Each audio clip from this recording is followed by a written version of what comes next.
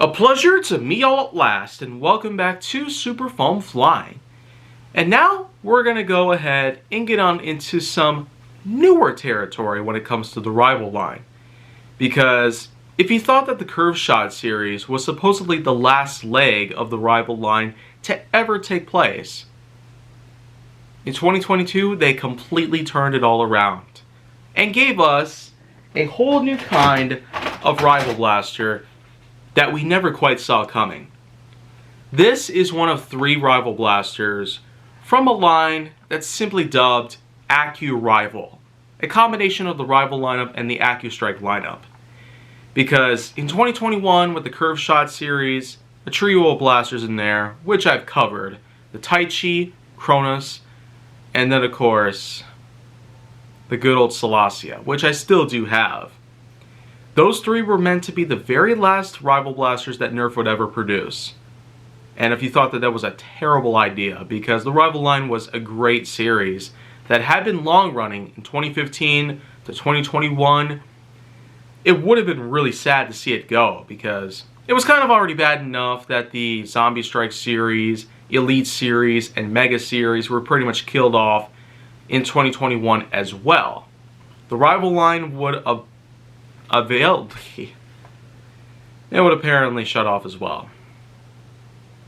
But that's no longer the case, because here is the rival Ares. And of course there were a couple other blasters released in there as well, which I've called the Demeter and Poseidon. So this is the smallest of the trio, and it pretty much just acts in a very similar way to what you might expect to see from that of the rival Oneros. If you remember that, then well, you probably know that there was a switch that it used to operate an automatic breach that would in fact fly open and allow for a single round to be put inside. In this case though, it's just a priming rod which primes the blaster but also unlocks the breach that automatically flares out so you can put a round inside. And well, as you can see, that's pretty much how that works. Other than that though, it pretty much works like a good majority of EX blasters like the Night Finder and Fire Strike. So in any case, that's just pretty much all you need to know about the overall functionality of it. But then comes a lot of the other things, including the pretty intriguing looking color scheme, with the usage of lemon yellow, orange, light blue, black, as well as some transparent green for the iron sights that are located above the barrel. We also can't forget to mention about how these blasters actually have adjustable iron sights in the rear. This is pretty much what the Ares is like. But, of course,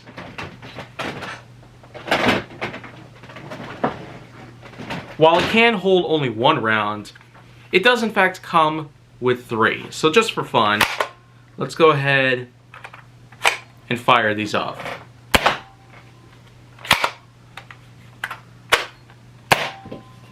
And so that's just pretty much how I can explain about this one in particular.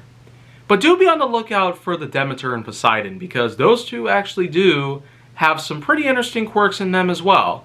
Because aside from a nice color scheme, aside from some typical functionality that's brought on in a bit of a different way, aside from having adjustable iron sights on the top, and aside from it being an all-new sub-series in the lineup overall, that would prove once and for all that the rival line is here to stay, I've got a feeling that maybe we'll see more down the line. But if Hasbro really is going to have rival around for even longer than they plan to, we do hope to see more ideas of theirs come to light. And so, I do consider this to be a great blaster, by all accounts.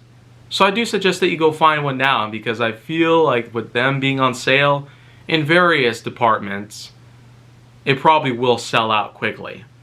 But if you want to see more go down on my channel, then make sure that you like, subscribe, comment, follow me on social media, and stay on the Hollywood side.